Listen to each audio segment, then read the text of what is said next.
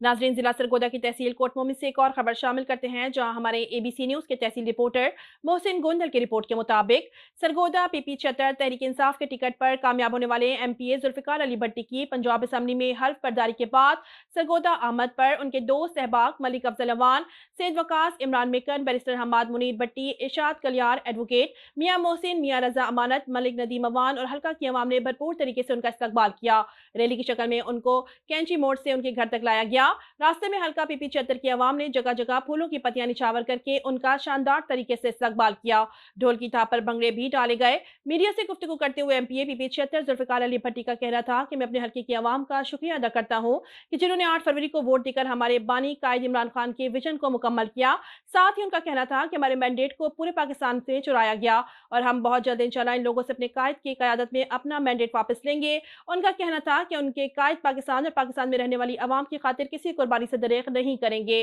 और आखिर में उन्होंने अपने तमाम वर्कर्स और वोटर्स का शुक्रिया अदा किया और यकीन दिलाया कि जहां तक हो सका मैं अपने हल्का की बेहतरी के लिए अपने हल्का की आवाम की शाना बशाना खड़ा रहूंगा और हम इस हल्का को एक मिसाली हल्का बनाकर दिखाएंगे।